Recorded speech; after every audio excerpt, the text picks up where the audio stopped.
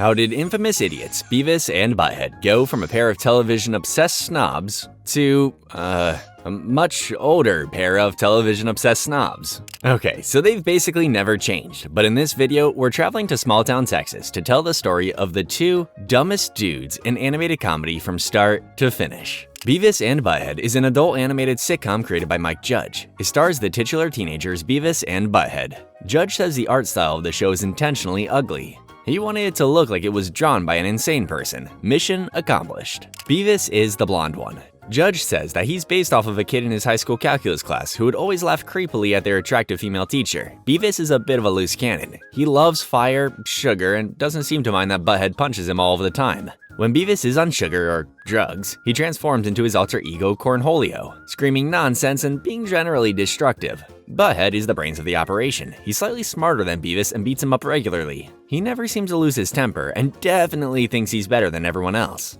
Besides, like, criminals and felons and other delinquents who are very cool. There's dozens of other side characters throughout the show, but to be honest, these guys wreak so much havoc and infuriate so many people that it would be impossible to list them all here. So, let's get right into it.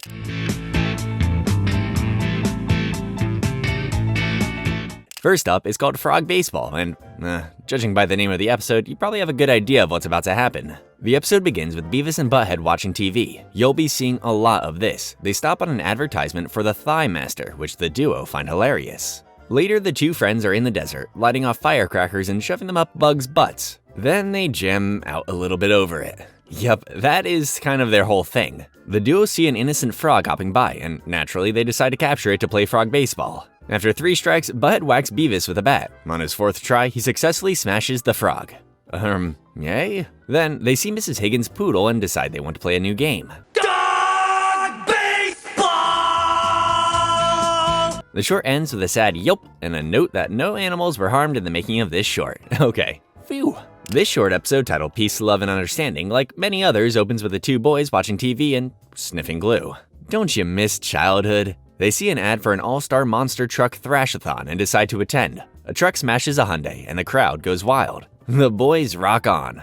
Butt-Head tries to hit on a girl by offering her glue to sniff, a gesture that she understandably ignores. One of the boys' teachers, Mr. Van Dryson, performs an Earth Day song for the crowd. After all, he says every day is Earth Day. Then he is smashed by a monster truck. The monster truck goes on to smash some porta potties, which releases what Butt-Head calls Sterculius, the Roman god of feces. He punishes those in the arena by dropping poop on them. The first season of Beavis and Butt-Head is criticized heavily by creator Mike Judge. He even said that he doesn't know why anyone liked them because the animation was so bad. Anyway, the episode Door to Door opens predictably with the boys watching TV. They jam out to Send Me Your Money by Suicidal Tendencies, snickering approvingly to the woman on screen. They have much more nuanced commentary for Sir Mix-a-Lot, however. The boys attend school and find themselves in class with their hippie teacher, Mr. Van Dryson. They receive an assignment to collect donations door to door. They go around their neighborhood to ask for money, only to get the door slammed in their face repeatedly. We're collecting for the poor. Great, I just lost my job. Until they are invited inside by Mistress Cora Anthrax, an elderly dominatrix who lures them inside to chain them up and whip them. But in exchange for their time, the mistress writes a glowing letter to their teacher and encloses a $100 check. Beavis and Butt-Head win a pair of collector's vinyl records, which they use to play frisbee. The episode Give Blood begins with a classroom conundrum for the boys. Beavis and Butt-Head need money. After watching Olivia Newton-John get physical on TV, they decide to attend a blood drive for some extra cash. All I want to do is sell my blood. There are at least a half dozen signs in front of the donation center indicating that they will not receive compensation for donating. But pretty sure neither of them can read, so they continue inside. The nurse asks if the boys are 18 or older. Nope. She asks if they have been tested for disease recently. Also nope. Finally, she asks if either of them are on drugs, which, I mean, probably. Good enough for her. She jammed them with needles before getting distracted by a phone call, leaving the IVs to drain what appears to be several gallons of blood from their bodies. They leave with their blood in tow, and a free Fig Newton. Back at home, they watch TV and begin pumping the blood back into their bodies. Butt-Head gives up on the effort and dumps his blood on Beavis. This episode titled Balloon starts with the boys in a public restroom, where they have a thoughtful discussion regarding what former President Clinton thinks about when nature calls. They go home and watch some TV, where they see a newscast informing them that baby dolphins are choking on balloons. To see these innocent creatures murdered by a party favor. I bet you know where this is going. Beavis and Butt-Head go to a party store to get some balloons. They head to the Aqualand Arena, balloons and slingshot in hand. Beavis starts to get lifted away by the balloons. Butt-Head knocks him into the water just in time for the dolphin tank to turn into a shark tank. Beavis pees himself, but they make it back to the couch in time to watch some classic RuPaul. Nah, I'm not gonna tell him. Moving on to season 2, the episode Scientific Stuff opens with Beavis and Butt-Head in science class, where their teacher found their work offensive. She pairs them with Daria Morgendorfer, a straight-A student. Daria protests, and the boys nickname her Diarrhea. Daria meets up with Beavis and Butt-Head to brainstorm ideas for their science report. The boys mention that they might have the same dad, but they aren't sure. You both have the same dad? We're not sure. This gives Daria an idea. Warning, scientific minds at work. Daria takes charge of the report, determining that there are both genetic and environmental factors contributing to their idiocy. She joins them on the couch later to watch some music videos where she remains unamused by their antics. In this episode, appropriately titled Burger World, we take a trip to Beavis and Butt-Head's workplace, Burger World. The boys are rummaging through the trash for snacks and dead rats. The menu has all sorts of appetizing selections, including butt nuggets and ass sandwiches. The boys get chided by Mr. Anderson, their elderly neighbor and former serviceman, for being slow to take his order. Well, they're being slow because Beavis is trying to deep fry a rat and some fries. He puts flies in with the fries and cleverly dubs his creation French flies. Mr. Anderson comes in to yell at them and reorder his meal. And this is why you should always be kind to food service workers. That boy ain't right in the head, is he? Mr. Anderson, who smashes glasses on the way in, does not notice what Butt-Head did to his food. Then they go home to watch some kick-ass music videos from Biohazard and Delight.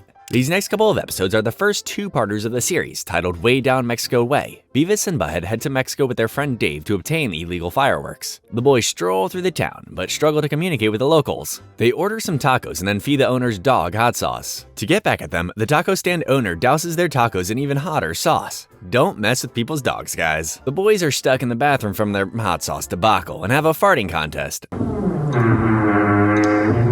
Cool, dude. Mexico sure is fun. They stumble upon a birthday party where kids bash open a piñata. As the kids rummage for candy, Beavis smashes a kid with a bat and steals his box of fireworks. Dave swings by in his pickup truck to pick the boys back up. He tells them that they have to pay for their ride to Mexico by swallowing condoms full of drugs. Beavis and Butt-Head forget to tie them up, meaning they're about to get really messed up. That is a very good disclaimer, MTV. Let's hope it worked. At customs, the trio gets stopped by the Border Patrol. Beavis and Butt-Head are stoned out of their minds, but the officers believe it to be typical American antics and they're free to go. When they get home, the boys rock out to the music video for AC/DC's Highway to Hell. They got their fireworks, but it's revealed that he made them walk back from the border. The next two-parter, titled No Laughing, begins in Beavis and Butt-Head's Spanish class. Señor Butthead, ¿cómo es Juan? Oh, his actual name is Butt-Head. They continue to screw around in class, and their fed-up teacher sends them to the principal's office. In another class, they can't stop laughing at the name Butt-Kiss, and are sent to the principal's office again. In a third class, they get kicked out again for laughing in biology class. At Principal McVicker's office, we find out that it is actually the fourth time in a single day that they've been sent to his office for their creepy laughter. They get suspended, which thrills them. Seeing they're happy, McVicker takes a huge swig of booze and offers a new solution. They cannot laugh in school for an entire week or they will be expelled. They think this would be really cool also, so we'll see how things go. Unfortunately, one of their first challenges is in Coach Buzzcut's sex ed class. Beavis and Butt-Head struggle massively to not laugh at any of the subject matter or other students' names. We'll be talking about the... Do you think that's funny, Butt-Head? Once class is dismissed, they head outside to laugh and sweat hysterically. Jeez, that really took a toll on them. Later, after being inspired by a Reba McEntire video, the boys pretend to be in court with a grasshopper. The grasshopper is found guilty and sentenced to death by chainsaw. In the season 2 finale, titled Be All You Can Be, Beavis and Butt-Head are watching TV, as usual, when they get the idea to join the military. They head to the army recruiting station to sing and jam out before getting called in by Sergeant Dick Leakey. I know, what an unfortunate name. They're reluctant at first, but are enticed by the prospect of playing with a grenade launcher. Sergeant Leakey shows them a video that includes killing, tattoos, rock music, and beer. The boys almost set off a grenade, but the sergeant throws it outside before they're hurt. And creepily, they all have the exact same laugh. Is that an army prerequisite or something? Under threat of being shot, Beavis and Butt-Head agree to enlist in the military, but sign the paperwork under fake names, Major Woody and Private Parts. They run out of the recruitment office to go home and watch TV, which was probably the best decision for the country, and the world. The boys manage to steal bullets and a live grenade and blow themselves up in the desert. Whoops. In the season 3 opener titled Comedians, Beavis and Butt-Head are watching a stand-up comedy set on TV.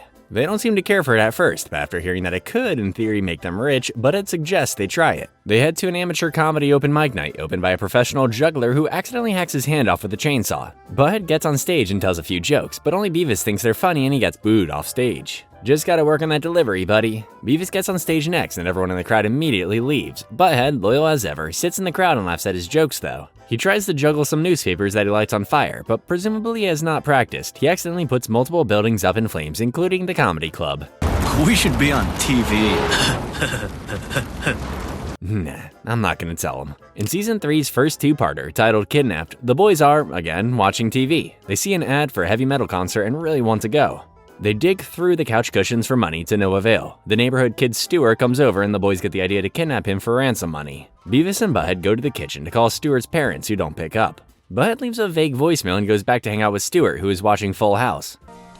This sucks. Yeah, we should have kidnapped someone cool. Can't argue with that, Beavis. Getting bored of their kidnapping scheme, they toss Stuart off the couch and turn on some Led Zeppelin music videos. But Stuart regains control of the remote to watch some more wholesome television, annoying Beavis and Butt-Head. They ask him to leave, and Stuart invites them to go to the heavy metal concert with him and his parents. They go, but sneak out after getting annoyed and go home to watch some Pink Floyd. The episode is titled Scared Straight and begins with Principal McVicker deciding to restart the Scared Straight program at the school. If you don't know, those programs are designed to keep juvenile delinquents out of trouble by showing them what it's like to be an actual convict in prison. Meanwhile, Beavis and Butt-Head are at home watching the music video for Breaking the Law by Judas Priest. Appropriate. Later, they're getting booked at the jail and immediately start having fun. You know, I do admire how these boys always make the most out of their circumstances. They get their mugshots taken before getting a talking to by a police officer and a foul-mouthed, one-legged convict. Beavis and Butt-Head find this very funny. They even start getting along great with the other convicts. They all start jamming out together.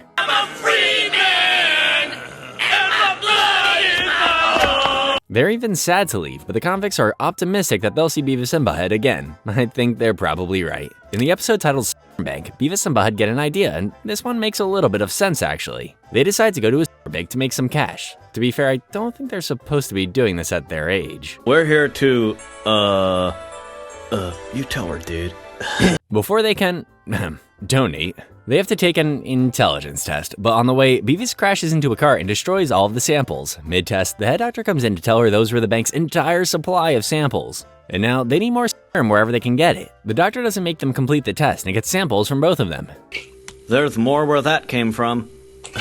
They cause havoc in the main lobby and are kicked out, but hey, they got some cash and they buy some adult magazines with it. A full circle moment indeed. Jeez, how much could this gig possibly pay? That's like 20 magazines. In this two-parter titled Citizen Butt-Head, Highland High is being visited by the one and only former President Bill Clinton. That's right, he used to be fat. This show is old. Principal McVicker holds a staff meeting to ensure that Beavis and Butt-Head get nowhere near the leader of the free world. A teacher proposes killing them and the others snicker in agreement. Meanwhile, the boys are working on a clever rendition of the song Whoop There It Is, seemingly entitled Whoop There's My Butt. I really think Bill Clinton would like these guys, to be honest. McVicker gives the boys $50 and tells them to go off campus for the day. With no ideas on what to do with their time, they go back inside the school to brag about their new privileges. Beavis and Butt-Head are stopped by a Secret Service agent. They show him their pass, and the agent mistakes the boys for honor students, sitting them in a special section with Daria.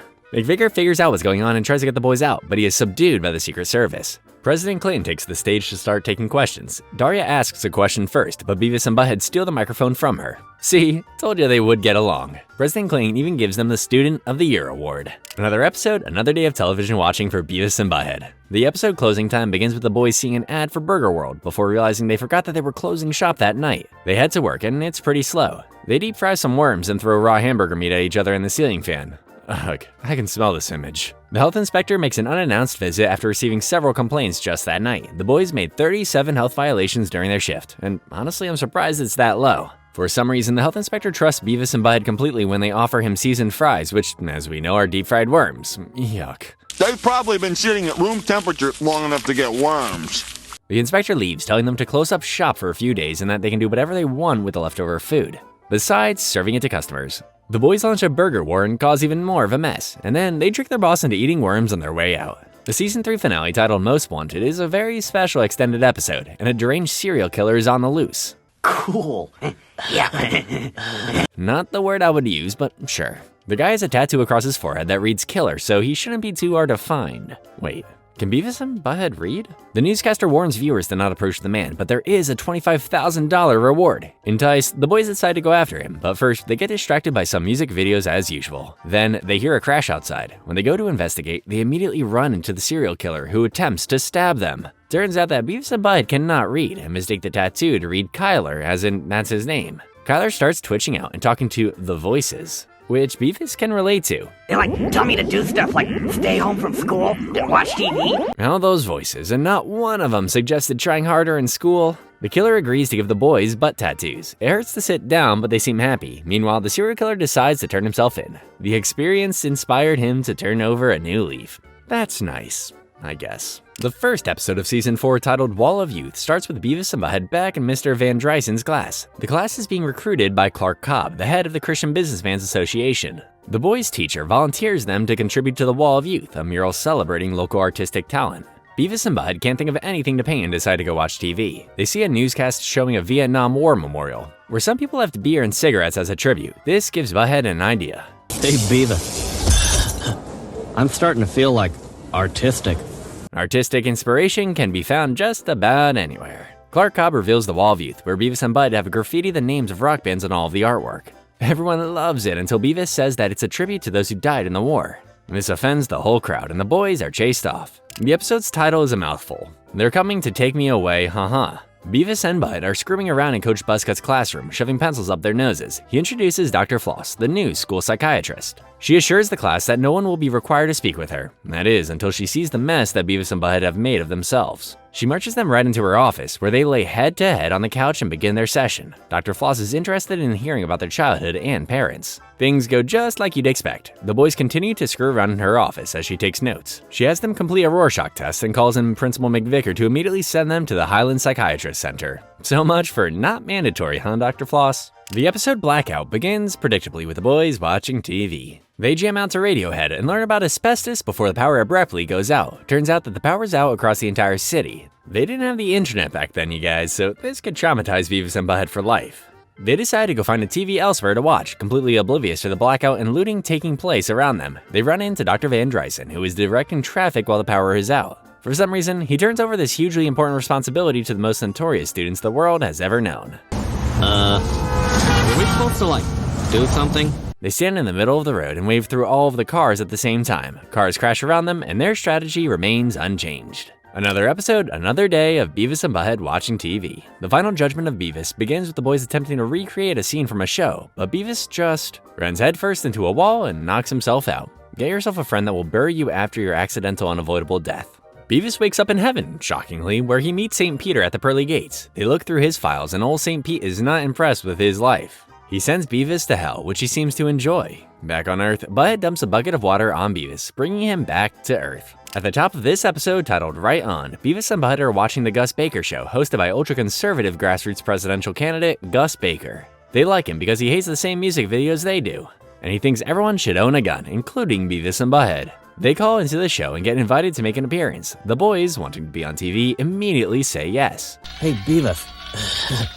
Guys on TV get chicks and stuff. Yeah, I don't know if girls fall over guys on that TV show though, Butt-Head. Gus interviews Beavis and Butt-Head about the laziness and stupidity of America's youth, not including them, obviously. Unfortunately, the boys can't stop saying that things suck, a word that is not allowed on this show. Their language gets more and more crude, eliciting boos from the crowd. They get kicked out after Beavis moons the audience. And then the government shuts down the show entirely. Hooray, accidental good deeds. This episode is titled Manners Suck, and Beavis and Butt-Head have a guest teacher, Mr. Manners. As he speaks, the boys make fart sounds with their hands and armpits. Mr. Manners makes them join his demonstration, with Beavis and Butt-Head role-playing as a waiter and a patron at a restaurant. Jeez, seems like Mr. Manners could learn some manners. Mr. Van Drysen comes back to the classroom. Beavis throws Mr. Manners under the bus for touching him. Mr. Van Drysen kicks out Mr. Manners, and the boys go back home to watch some music videos by Green Day and Prong. Beavis and Butt-Head did learn some manners though, kind of. In the restroom, Butt-Head has an idea. Viewers, I hope you're taking notes. In this episode titled Mr. Anderson's Balls, Beavis and Butt-Head are looking for a missing kid in a misguided effort to get their faces put on milk cartons. They are also hoping to get a reward for finding the kid. Beavis is hit in the head with Mr. Anderson's golf ball, who is playing a nearby course. The boys get distracted by the golf course and put their found balls in the cleaner. The golfer approaches them to buy the balls, and the boys go full steam ahead on a new get-rich-quick scheme. They hide in the forest and steal all of Mr. Anderson's golf balls in order to sell them back to him. Yeah, I think I'd go crazy too. What you got there, fellas? Balls. Mr. Anderson is suspicious, but without any proof, he buys some golf balls from Beavis and Butt-Head and continues with his game. This episode is titled The Great Cornholio, and as I'm sure you can guess, we meet Cornholio for the first time. Cornholio is Beavis' sugar-fueled alter ego. Beavis and Butt-Head go over to Stuart's house and raid their cabinet for sugary snacks. Beavis inhales chips, cookies, and candy with impressive speed. Hey, are these two being supervised by any adults, like, never? The boys head to school, where Beavis is still having a serious sugar rush. Mr. Van Drysen asks Beavis to sit down, but Beavis is not there anymore. Instead, he has been replaced by Cornholio, who asks everyone in school for TP for his bunghole. Beavis, as Cornholio, breaks into the girls' restroom, which is empty. A teacher sends him to Principal McVicker's office, where Beavis apologizes half-heartedly for the first time. McVicker lets him go with the candy, and Beavis retransforms into Cornholio. In the Season 5 episode titled Held Back, Beavis and Butt-Head are in Coach Buzzcut's math class when they get sent to the principal's office once again. Buzzcut and McVicker agree that these boys clearly don't belong in the 9th grade and must be held back. Unfortunately, they struggle in 8th grade too. They struggle with basic addition in 3rd grade as well, and they're sent back to kindergarten. 4 added to 5? W? Beavis and Butt-Head enjoyed coloring and snack time, continuing to cause havoc, encouraging their classmates to be rowdy along with them. They're sent to the principal's office where Principal Brown wants to pawn the boys back off on McVicker. Without much of a choice, McVicker lets them back into the school. This episode is called Choke and begins with Beavis and Butt-Head eating chicken and watching TV when Butt-Head begins choking. Beavis is too stupid to figure out what's going on. I think anything besides sitting there and watching him choke would work, my guy. Butt-Head directs his friend to call 911, but can't figure out the telephone. He also can't quite figure out what to tell the operator either. The operator tells him to perform the Heimlich maneuver and mentions that every restaurant has a sign explaining how to do it. Beavis goes on a walk to Burger World to learn how to do the Heimlich. He keeps getting distracted and Butt-Head keeps getting more and more blue. He'll be okay. Probably. Beavis returns home with a sign with instructions on how to wash your hands. Luckily for Butt-Head, Beavis isn't paying any attention and steps on his chest, dislodging the chicken piece from his throat. Beavis eats the soggy chicken piece himself and also begins choking. Beavis and Butt-Head are hard at work at Burger World. They scare away a few customers and say a little too much about what they're up to. Beavis is scratching his crotch while cooking burgers. He seems to be sick, but the boys are too dumb to figure that out. Beavis continues working, causing a town-wide food poisoning outbreak. You know, you'd think they would have been fired after the health inspector incident. Whatever Beavis has going on down there has confounded local scientists. The outbreak put 15 people in the hospital and Burger World is closed until further notice. Phew. Back in school, Beavis is still itchy. Butt-Head suggests showering, but Beavis doesn't want to get wet, which explains some things. Maybe you should, wash it or something. Yeah. Burger World reopens with the new rules and hygiene standards, selling burgers for 25 cents. I don't even know if they're worth that much. In this episode titled Candy Sale, Mr. Manners is back at Highland High, this time under the name Mr. Candy. He gives the students candy bars to sell for $2 each in a school-wide competition and gives them sales tips. To be fair, that is what 99% of sales pitches sound like. The boys go to Mr. Anderson's house to sell him candy bars. After some fierce negotiation, they offer him 2 candy bars, one from each of them at half price. Then they get the idea to sell each other the candy bars. They continue to exchange the same $2 back and forth as they eat all the chocolate while watching music videos from Coolio and shudder to think. Perks of the job.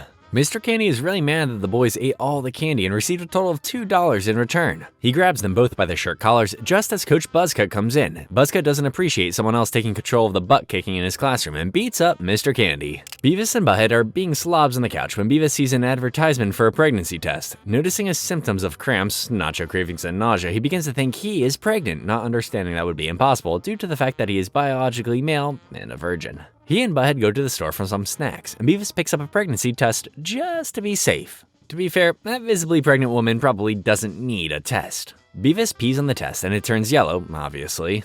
Beavis assumes that this means a positive test and continues to panic. Beavis thinks he's having contractions and takes another trip to the bathroom. Turns out he was just constipated. In the episode Screamers, Beavis and Butt are watching a horror movie that features screaming. The boys determine that screaming is cool and decide to go scream outside. Great work as usual, guys. They head to Mr. Anderson's house to scream in his face. It works, and he's terrified, calling the police on them. Their continuous screaming causes other neighbors to scream. The noise attracts a cop who screams in their faces for being too loud. They go home to watch some Van Halen music videos and scream in their own house. Butt-Head gets the idea to call Stuart and scream at him over the phone. They then call the police officer to scream at him. That's what you get for telling them they could scream as much as they wanted at home, officer. This episode titled Spanish Fly begins with Beavis and Butt-Head around with the air hose at a gas station, blowing air into their clothes and the clothes of an attractive woman who immediately drives off. Damn it. There's gotta be a better way to get chicks. Yeah. There is, Butthead. Have you tried not being creepy and harassing them? They head to the public restroom where they purchase an aphrodisiac called Spanish Fly from the vending machine. After a quick Green Day break, they head to the school cafeteria where they devise a plan to get laid. Butthead dumps the substance into her food, but she gets creeped out and dumps her food in the trash. Butthead tries again with the girl's milk, only to find out they accidentally gave the aphrodisiac to a jock named Tommy. In gym class, Tommy, who was very annoyed by the boys, chooses Beavis as a wrestling opponent. Beavis panics, worried that Tommy is going to get a little overexcited and kicks him in the groin. They both bail on class after that. In the episode Bus Trip, Beavis and Butthead are on a school field trip. The boys are sitting in the back of the bus, mooning everyone they pass until Mr. Van Drysen makes them sit in the front with him. Seeing how angry the bus driver is, the boys determine that if you're at the very front of the bus, you can yell and make rude gestures all you want. Mr. Van Drysen pulls out his guitar, thinking that a nice song will surely relax this group of teenagers. Instead, the bus driver misses a turn, causing him to slam on his and ejecting Van Drysen through the front windshield and off a cliff. Whoa.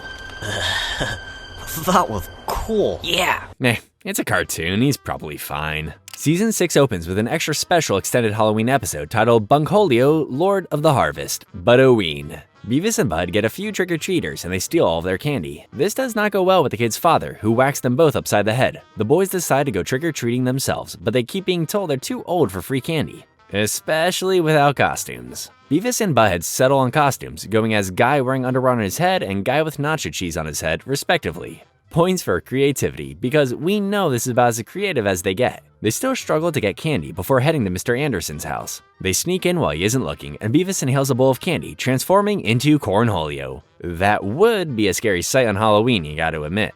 Todd, a local delinquent, gets annoyed by Beavis' antics and tosses Butthead in the trunk of his car. He drives to a field where he dumps Butthead before driving off. Beavis continues to wander around town and steal candy before running into a creepy farmer, who hangs him on a hook in his barn. Butthead and the farmer approach Beavis with chainsaws, and that's the end of the episode. It's a cartoon, he's probably fine. This next episode, titled Beavis and Butthead Do Christmas, is another holiday-themed one, and this time, it's Christmas. Obviously. They even read some special fan mail addressed to Santa Butthead. Part 1 of this episode is entitled Ha Ha Humbug. It opens with a duo at Burger World working. Well, whatever you want to call their version of work is. Beavis annoys his manager by grilling a mouse and somehow doesn't get fired. I mean, I guess it is Christmas. Beavis dozes off while getting lectured and has a dream where he is the Scrooge-like manager of Burger World, and Principal McVicker is one of his employees. I want to go home and see my family. You don't have a family. That fills in quite a few blanks. Beavis goes home to watch an adult video on TV, but he's interrupted by a visit from Butthead and the ghosts of Christmases past, present, and future. First, he's visited by Mr. Anderson as the ghost of Christmases past. He steals the remote and shows Beavis a video of what he's been doing over the last decade of Christmases. You guessed it, he's just sitting on the couch with Butthead. Beavis is not impressed and attempts to continue watching the adult video. He's interrupted again by Mr. Van Drysen as the ghost of Christmases present. He shows Beavis the McVicker household, where the family shares a single Burger World meal, grateful to be together during the holidays. Beavis still doesn't care and goes back to his video. Finally, Beavis is interrupted by Coach Buzzka as the ghost of Christmas's future. He tries to show Beavis what his miserable future is going to look like, but Beavis imagines a cool futuristic world instead. And in that future, he gets to be a rocket. Isn't that what Christmas is all about? Beavis wakes up as Butthead shakes him awake. He's pretty optimistic about his future now, since his future self is a boss with his own television set. Part 2 of this episode, titled It's a Miserable Life, focuses on Butthead. It's a parody of the all-time Christmas classic It's a Wonderful Life. If you have not seen the film, that is pretty much the gist. Oh, Mary, look! Everyone gave me money so I won't kill myself. The episode begins with various neighbors praying, asking for God to kill Beavis and Butthead or make them go away. The duo are visited by their guardian angel Charlie. Charlie tries really hard to get their attention, but they're too glued to the TV. Charlie decides to show Butthead how much better life would be like if he had never been born. Mr. Anderson was able to fix up his yard, Burger World is packed with customers, Principal McVicker still has all of his hair, and Daria even has a boyfriend. Charlie emphasizes that everyone is happier without him, including Beavis, who became Stuart's best friend and upstanding citizen in this reality. Charlie brings them both back into reality and tries to persuade them to kill themselves, to no avail. They go home to jam out to some Christmas tunes. Back to our regular non-holiday themed programming. This episode, titled Vidiots, begins with, of course, Beavis and Butthead watching TV. Today, they're watching a talk show about dating services, the boys wanting to seek out a dating service. At the office, they are greeted by a woman who keeps hitting on Beavis, which he does not pick up on. It probably doesn't help that he gave a fake name. Butt-Head, meanwhile, records a video to submit to the dating service. So my interests are doing it. I do think Butt-Head should get points for honesty. Back at home, the boys' phone is, shockingly, ringing off the hook to get in touch with them. Women are literally lining up at the door, but neither of these guys are known for putting two and two together. Not realizing any of these women want to date them, they send them all away. In the episode Prank Call, Beavis and Butt-Head are, you guessed it, watching TV when they get a new phone book delivered. Butt-Head begins flipping through and finds some funny names. Naturally, the boys decide to make some prank calls. Hey, no one ever said that prank calls had to be clever or original. They call a man named Harry Sachs for a month straight until he finally traces the number back to Beavis and Butt-Head. Unfortunately for Harry, the boys don't know their own home address and accidentally send him to Stuart's house. Harry beats the crap out of Mr. Stevenson, sending him to the hospital. Bored again, Beavis and Butt-Head continue to prank call Harry. In this episode titled Buy Beer, Beavis and Butt-Head see an advertisement for non-alcoholic beer. Wow, move over Tom Holland, these guys are coming for your drink game. They don't quite get that it's non-alcoholic as they're too excited by the fact that you don't have to be 21 to get it. After they buy the drink at a gas station, they sit on the curb and drink the beer expecting to get drunk. A cop sees them and assumes them to be drunk and underage, so he makes them take a sobriety test. Now I want you to say the alphabet backwards. Can you do that? Oh. Hang on, I don't think I could do that even sober. The cop realizes that these guys aren't drunk, just very, very, very stupid. He lets them off the hook because, for once, they weren't doing anything wrong. And now, we're going to take a quick break from the show to talk about the first movie of the series. The film starts in the middle of a dream sequence in which Beavis and Butt-Head are giant-sized, stomping all over the city. When they wake up, they find out that their television set has been stolen and set out to find it. I mean, I guess it's good to start by retracing her steps. After a few unsuccessful attempts to steal a TV from the school and Mr. Anderson's trailer, they come across a hotel with colored TVs in every room. They meet a man named Muddy Grimes, who mistakes the boys for a couple of hitmen. He offers them $10,000 to do his wife Dallas, who is in Las Vegas. Beavis and Butt-Head agree, thinking that he means he wants them to have sex with her. To be clear, he means murdering her. Muddy drops the guys off at the airport where they board a plane to Vegas. Beavis takes a bunch of drugs from a nice old lady and transforms into Cornholio, who breaks into the cockpit. Air travel used to be a lot more lax, and almost crashes the plane. Muddy, meanwhile, realizes that he hired a couple of kids and angrily drives off to Vegas. Somehow, Beavis and Butt-Head make it to their hotel room where Dallas holds them at gunpoint. Probably better to wait until the gun is pointed away from you, Butt-Head. Dallas offers them $20,000 to kill Muddy instead, but the boys turn it down, believing she wants them to have sex with him. Maybe if we close our eyes and pretend he's a chick. Realizing that they're idiots, Dallas plants a stolen biological weapon named X5 into Beavis' pants and instructs them to meet her at the US Capitol in DC. The boys board a tour bus, stopping first at the Hoover Dam. They break into the control room and press a bunch of random buttons and switches. And that is why you do not press random buttons and switches. They cause a power outage across the city and flood the river, leading Agent Fleming of the ATF to believe they are criminal masterminds. Turns out the biological weapon Beavis unwittingly has can kill 5 states worth of people in just 5 days. He places Beavis and Butt-Head on the FBI's most wanted list. But the boys are just having a nice time on their tour. They visit the Grand Canyon, Bald Knob, Arkansas, Idaho, Butte, Montana, and other American destinations whose names can be interpreted inappropriately. At Yellowstone National Park, they accidentally board a bus full of nuns. The nuns become annoyed with the duo, abandoning them in the Petrified Forest National Park. They decide to just walk through the desert to get to DC, which ends up working out actually because the cops have blocked off all of the roads trying to find them. While wandering through the desert, Beavis and Butt-Head run into a few former Motley Crue roadies turned drifters. Kind of an uncanny resemblance, don't you think?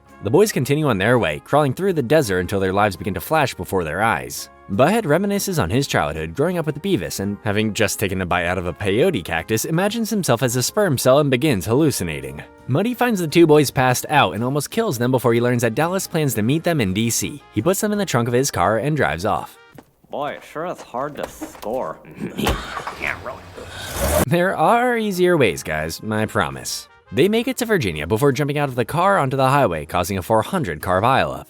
But Beavis and Butt-Head stumble upon their tour bus and ride it the rest of the way to Washington, D.C. Muddy confronts Dallas in a parking garage, but she seduces him and they get down and dirty. Then they get arrested by the ATF, who calls the White House to have it evacuated and put on high alert. Beavis inhales some more of the nice old lady's drugs on the way to the White House. Once on the tour, he gobbles up a bunch of sugar cubes. Uh-oh. He transforms into Cornholio and wanders around for a bit.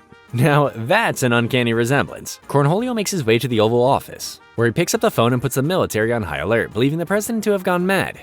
Yes, Mr. President. I am Cornholio. My bunghole, it goes Butthead, meanwhile, attempts to seduce Chelsea Clinton, who chucks him out of her bedroom window, leading him to get cavity searched by the ATF. Beavis stumbles upon Tom Anderson's trailer and goes inside. When Mr. Anderson returns, he catches Beavis and throws him out. The ATF catches up with Beavis, or Cornholio, but he isn't wearing his shorts, which hold the bioweapon.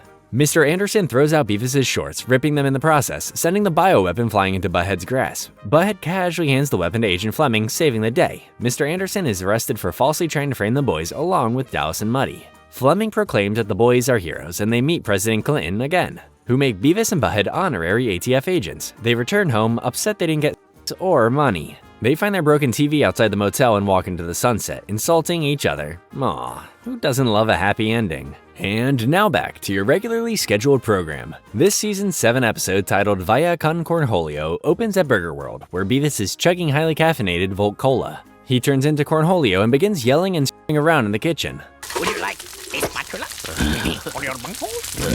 An immigration officer comes into the restaurant and mistakes Cornholio for an illegal immigrant. Jeez, these cops are not very bright. The officers decide that the best course of action is to just dump Beavis in the middle of Mexico. Butthead sees some of his process carried out as he watches TV at home. Beavis will be fine, he seems to be having fun. Coach Buzzcup brings in an alcoholic to the class in an effort to keep his students sober. Beavis and Butthead think that his appearance and alcohol problem are very cool, however, and decide to attend an Alcoholics Anonymous meeting. As usual, they are misguided. Beavis and Butthead think that everyone in the AA group is really cool. They have so much in common. They end up derailing the meeting and convincing several of the AA members to go to the bar with them. Everyone gets drunk, besides Beavis and Butthead, of course, who are refused service for being underage. In the episode Nosebleed, the boys are arm wrestling when Butthead abruptly lets go, making Beavis punch himself in the face. Entertained, Butthead punches Beavis in the face himself, causing his nose to bleed. They smear blood all over each other and try to get his nose to stop bleeding in a variety of ways. Jeez, how hard did you hit the poor guy, Butthead?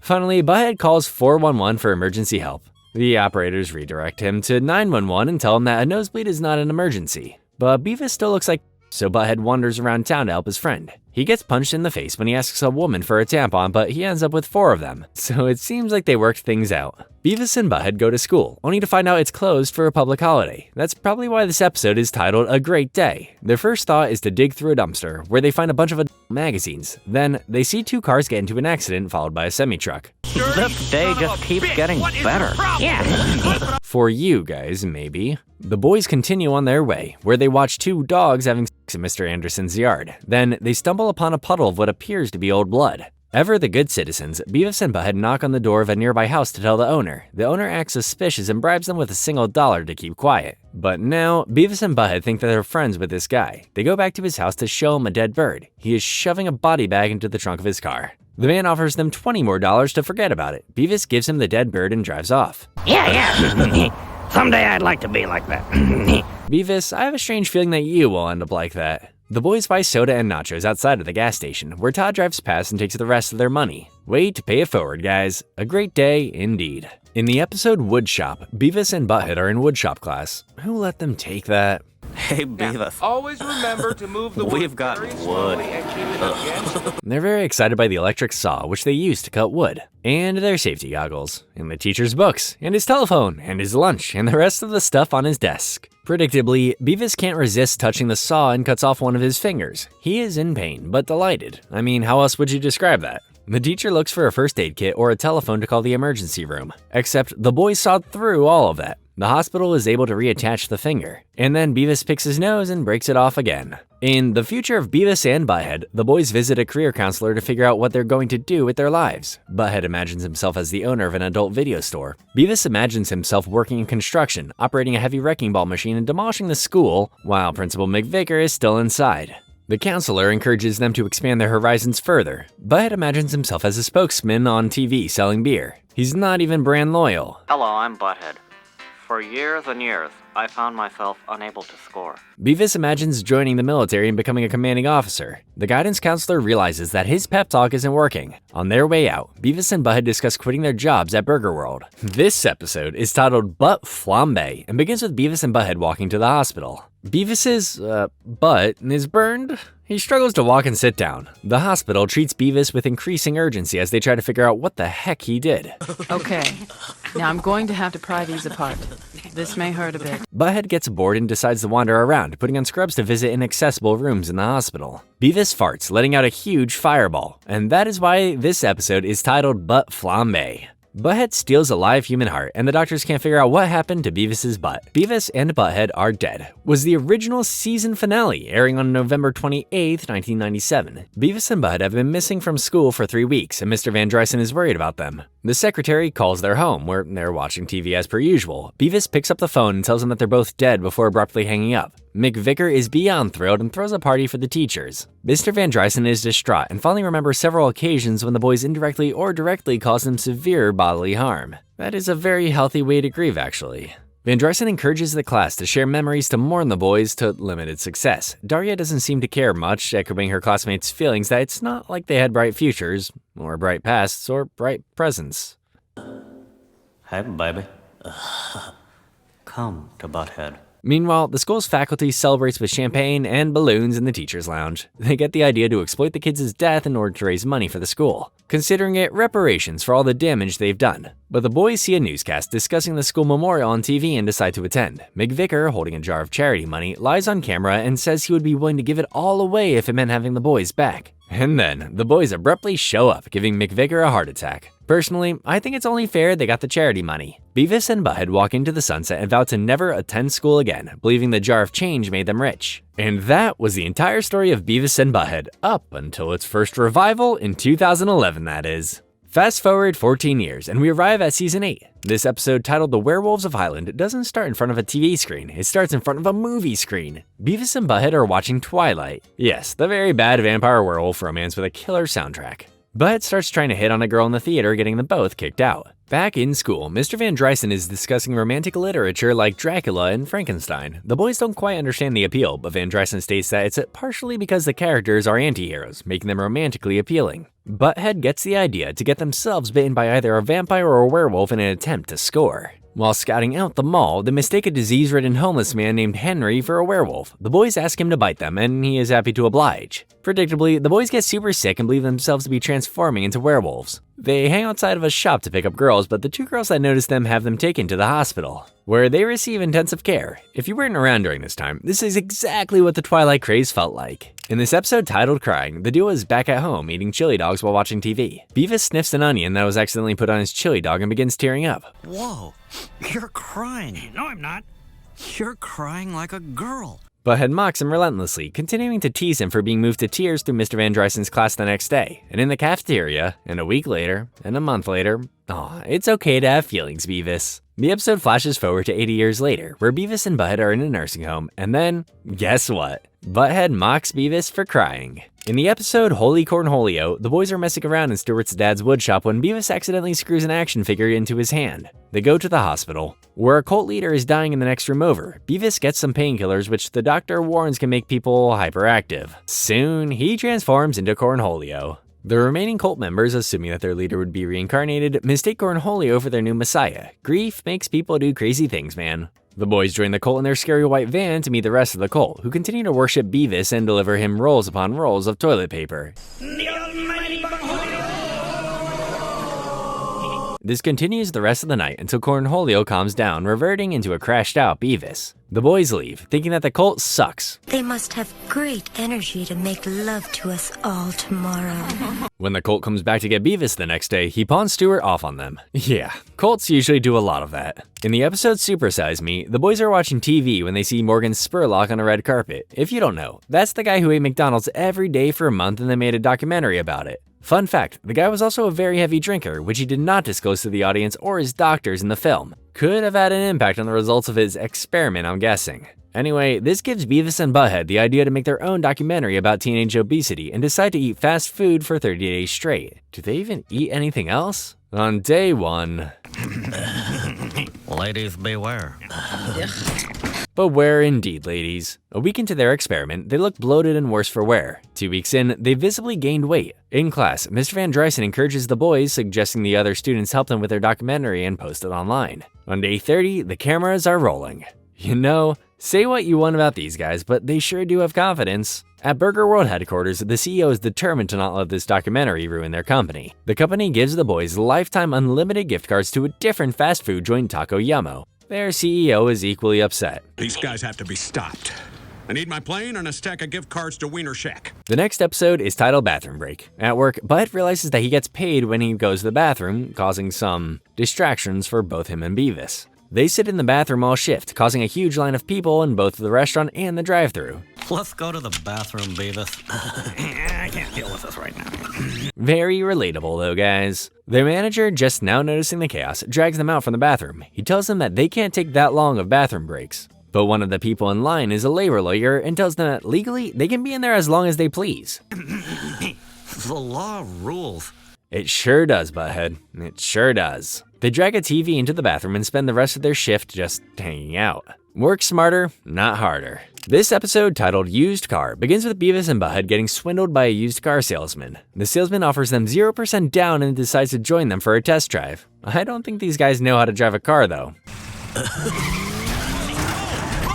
I was right. The car is totaled, and the salesman and his boss insist that they pay $3,000 for it, or else they'll get their licenses and insurance suspended. Small wrinkle, they do not have driver's licenses or insurance. The salesman is fired, and his boss ends up smashing the boys' faces into the hood of a truck. In the episode Time Machine, the boys are on a field trip with Mr. Van Drysen. They fall asleep on the bus and wake up to the scene of a colonial village reenactment. Beavis and Butt-Head believe they have traveled back in time to the year 1832. Huge bummer, because there's no TV in 1832, meaning no Jersey Shore, 16 and pregnant for these guys. Beavis and Butt-Head, wanting their teacher to disappear in the future, attempt to prevent him from hooking up with a woman on the tour and seem to succeed.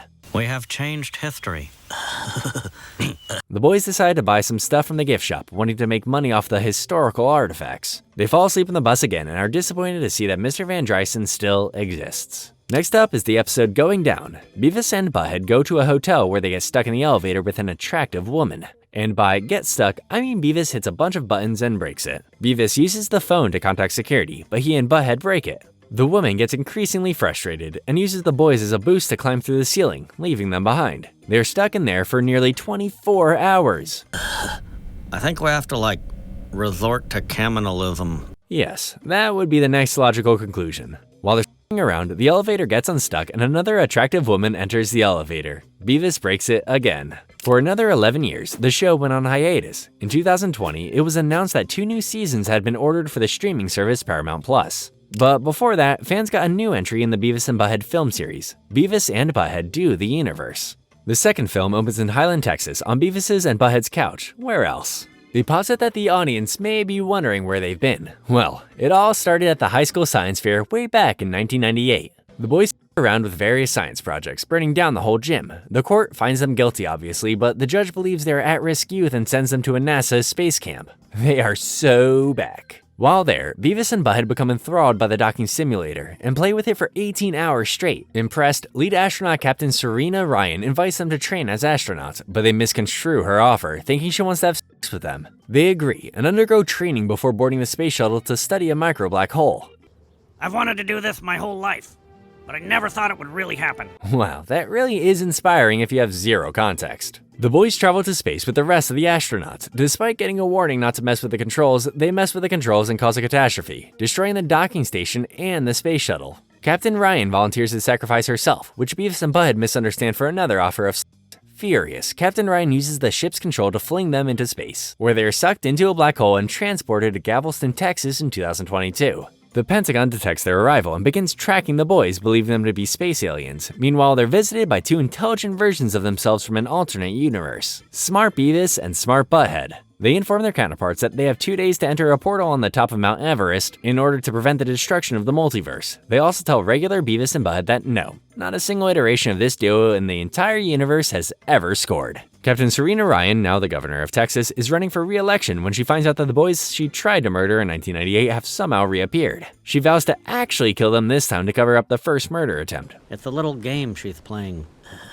She wants us to chase her. Butt-Head isn't totally wrong here. Some tourists ask the boys to take a picture of them, but they've never seen an iPhone before. Thinking it's a mini TV, they steal it and use it to buy nachos. They basically have unlimited money now and buy a ridiculous amount of nachos among other things. Beavis accidentally activates Siri, who he mistakes for Serena. They have a lovely conversation on the phone where he rants about his relationship with Butt-Head and catches feelings for her. Isn't first love adorable? Siri tries to set up a smart home, but the boys think that Serena is at their house in Highland. They start walking in that general direction and get trapped in a porta potty. They'd get transported to a university. Smart Beavis and Smart Butt-Head rematerialize and tell the guys that they moved the portal nearby for their convenience. Instead, they attend a gender studies class where they're lectured on misogyny and white privilege. They agree to start acting differently moving forward. Actually, that's not that different. They think that this means they can do whatever they want, which again, they already kinda do. They steal a police car and crash it immediately. They're arrested and sent to jail, where Beavis takes some pills from a fellow inmate. He transforms into Cornholio and incites a prison riot. The warden runs their fingerprints and finds out that they died in 1998. Believing them to be angels, the warden releases them and pretends he never saw them. Now, that's white privilege.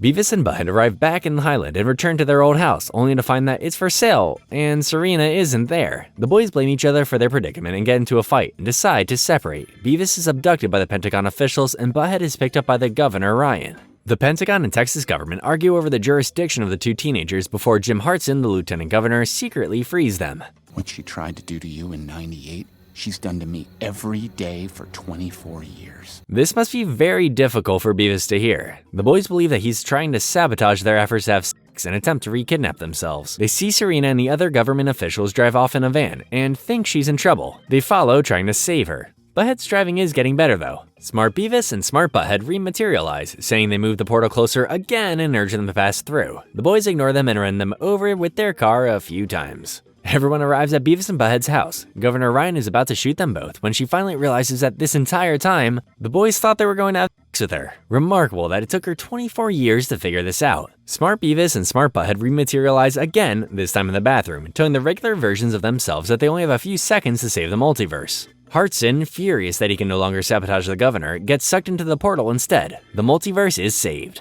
Beavis attempts to confess his love to Serena, but he is interrupted by Smart Beavis, who has been watching her through the portal for years. He offers to show her the cosmos, and she accepts the offer. The government offers the boys their house back and a brand new TV in exchange for their silence. Everything is back to the way it was, just in time for the reboot. But before the credits roll, we see an assembly of all of the Beavises and Buttheads in the universe who congratulate Smart Beavis for being the first out of all of them to score. Serena won't return his calls though. Gotta love a happy ending. At long last, we arrive at Season 9 of Beavis and Butt-Head, which began streaming on August 2nd, 2022. Instead of commenting on music videos and reality TV, the pair are commenting on things like YouTube videos and TikToks. This episode is titled Escape Room. Beavis and Butt-Head are outside of an escape room when a few girls invite them to join. Not to be nice or anything, they just happen to be there when the girls needed more warm bodies. They accidentally enter the bathroom and believe that this is the escape room and begin to try to solve puzzles in there. Jason eats balls.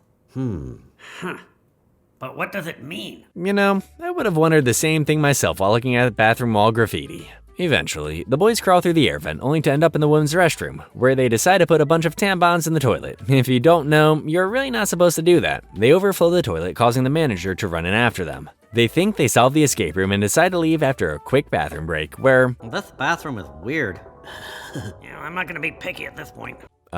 Yeah, kinda saw that one coming. This next episode is titled Boxed In. In Mr. Van Dryson's class, Beavis is playing with an electric screwdriver, or should I say, screwing around with it. The screwdriver is confiscated, and the pair decides to hide in a box so they can steal it back later. Unfortunately, the boxes are transported to the basement by a janitor, rendering the boys unable to get out. They probably could have hid in different boxes. A week later, the boys are brought up to Mr. Van Dryson's class from the basement, looking worse for wear. Once they realize where they are, they're thrilled. Beavis got his screwdriver back. In this episode titled Nice Butthead, Mrs. Ortiz, the school psychiatrist, decides that Butthead needs medication to control his aggressive and violent behavior. The pills are grape flavored, so Butthead begins taking them like candy. It better come with refills. Maybe if I get some refills, you could give me some. Instead of hyperactive and insane like Cornholio, Butthead's alter ego is just polite and kind? Oh my god. Someone call an ambulance, the boy is unwell. Beavis is very disturbed by this change in behavior and suggests he stops taking the pills. Butthead ignores him and begins wearing polos and taking notes in class. He even stops making puns. Beavis becomes even more disturbed when Butthead begins eating bananas and brushing his teeth. He gives Butthead a swirly and fights him, making him throw up all the pills. Butthead returns to normal and starts beating the out of Beavis again. Next up, we've got the episode Virtual Stupidity. Beavis and Butthead want to try out virtual reality goggles. They get confused and mistake regular sunglasses for the VR goggles and wander around the mall believing they're in a game. Oh boy. I mean, in their defense, they were recently transported from 1998. They head to the upper floor of the mall and believe themselves to be on level 2 of the video game. So naturally, they go outside to steal a car. They grab onto the door of a sports car, which floors it and drives off, making them want to restart the game. As any good gamer knows, that means dying and starting over, so they both jump in front of cars. Get back in your car and run me over again, dumb. Beavis and Butt-Head wake up in the hospital without their glasses on. The glasses are just laying next to them, so they put them on to get back in the game. Now, they think they're in a hospital level and try to kill the guy who hit them with his car. In this next episode titled Locked Out, Beavis and Butt-Head find themselves locked out of their house. After failing to bust down the door, they break a window by accident and climb in. They both cut their groins on the exposed glass. Their next idea is to attach a chain to Mr. Anderson's truck and their front doorknob. They tell Mr. Anderson that some kid keyed the truck, hoping he'll drive off and pull the door from its hinges. But Beavis forgot to put the chain on the door, so he's still holding on. He goes to attach it to the doorknob and inadvertently wraps the chain around a tree and put the chain on the outdoor faucet instead. I mean, hey, they can get in the house now. Mr. Anderson gets tackled by police officers for property damage, and the boys have a great time watching. In this episode titled Two Stupid Men, the boys are now men. Old men, like really old, and they haven't changed much. Beavis and Butt-Head are serving on a jury and have absolutely no clue what's going on, mistaking the judge for the defendant and thinking that the crimes are very cool. They're the two remaining holdouts, with the other jurors wanting a guilty verdict. I'm gonna, vote for him, because he's, cool. Beavis and Butt-Head derail and delay the deliberations, but this forces the jury to closely examine the video evidence, making them realize that actually this guy is not guilty. But the guys think this is not cool, so they vote guilty, further frustrating everyone. The trial ends in a hung jury, which Beavis and Butt-Head agree is hilarious. They pass out on the couch, drunk. The next episode, titled Weird Girl, takes us back to the young Beavis and Butt-Head universe, where the boys are in the school cafeteria. Beavis, as Cornholio, is being pulled away by school security when a blue-haired girl notices him. In Mr. Van Drysen's class, she keeps looking at him and passes him a note, which neither of them can read. And then she drew, a butt. So close, Butt-Head. He tells Beavis that the note means the girl wants to kick his terrifying him. Beavis gets moved for disrupting class and is seated next to the blue-haired girl, who introduces herself as Glennis. She shyly flirts with him, which Beavis doesn't pick up on. After she hears that Beavis is super into fire, she burns down the honor student trailer and gets arrested? Jeez, at least Beavis and Butt-Head do that stuff mostly by accident. This next episode is titled Bone Hunters. In Mr. Van Drysen's class, Beavis and Butt are learning about dinosaurs. Hearing that dinosaur bones can be worth millions of dollars, they decide to dig in their backyard. Their ground is too hard, so they give up and try to steal a bone from a dog instead.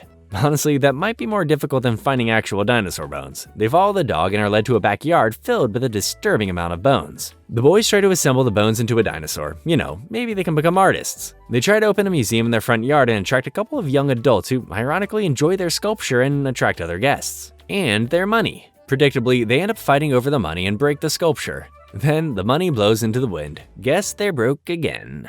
Moving on to Season 10. In this episode titled Old Man Beavis, Beavis and Butt-Head are trying to get beer, but they don't have IDs. Or money for that matter. Butt-Head gets the idea to put Beavis in makeup to make him look elderly. Well, that's the idea. The reality is that he spray paints his head white and hits him in the back with a plank. But it works. An elderly man does think Beavis is old and redirects him to a bus headed to the senior center. Beavis is having a great time complaining with the residents and gets hit on by an old woman. She invites him back to her room where he gobbles up a bowl of candy. Butt-Head tracks down Beavis and interrupts them before anything can happen. But the old woman is actually married with a husband who beats both of the boys with his cane. True friendship. Butt-Head has devised a game where they step on ketchup packets to spray it into the wall. The ketchup backfires literally and sprays a jock who challenges Beavis to a fight after school. You do this? Well, Butt-Head didn't mean to, he was, Butt-Head agrees to train his friend before the 3 o'clock fight, but really just has Beavis run and get a bunch of nachos for him. Beavis dresses himself in armor, aka whatever he can find from the gym closet, and accidentally gets his hockey stick stuck on the basketball hoop. Butt-Head raises the hoop, pulling Beavis into the air. Butt-Head whacks him down like a piñata. When the boys go outside, there's no one there. Guess they didn't realize it's 4 o'clock. With no one around, they assume the jock chickened out.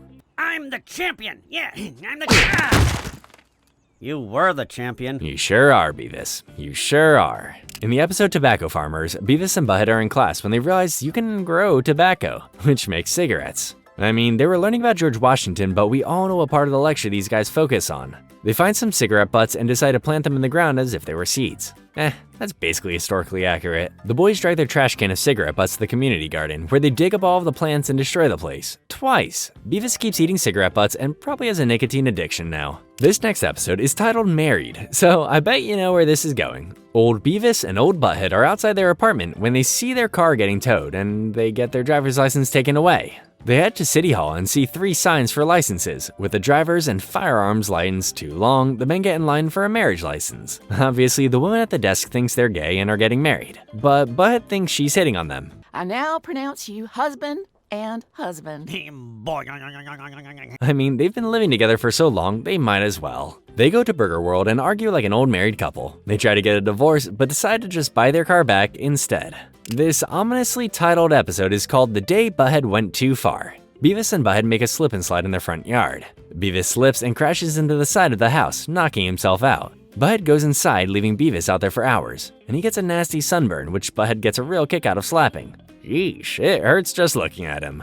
After all these years, this is finally a bridge too far for Beavis. He wanders around town in an attempt to find a hitman. He approaches a guy at the home improvement store who thinks that Beavis just wants work done on their house. The next morning, Beavis is nervous and apologetic. The contractors arrive and try to start painting. Beavis sends them away to save his friend, but the contractors are mad about the lost work. Butt-Head suggests they slap his sunburn. After he saved your life, Butt-Head. This next episode is called Spring Break, which would make sense if it didn't take place in the middle of winter. Beavis and Butt go to school, not realizing it's Christmas break. They assume it's spring break despite the massive Christmas tree outside. They get a box and to address it to Florida, trying to take a spring break beach vacation. Just gotta put a stamp on it.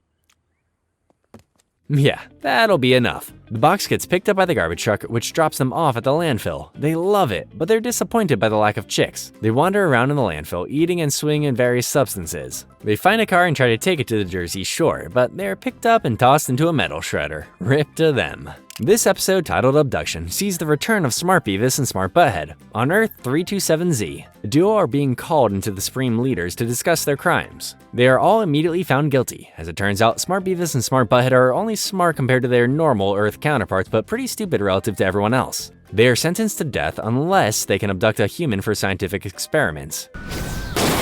Whoopsie daisy.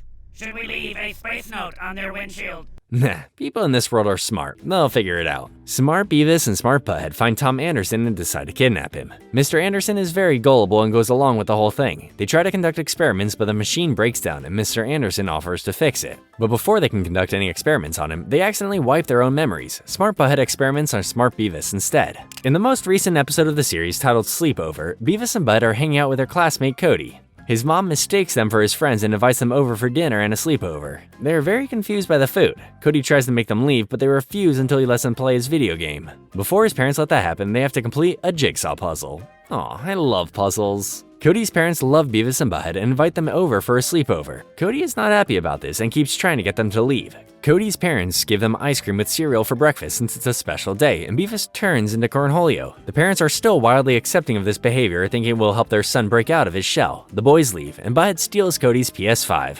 And that is the entire story of Beavis and Butt-Head from start to finish. A dumb show about dumber guys that you can't help but love. Let me know in the comments which moment was your favorite, and I'll see you in the next one.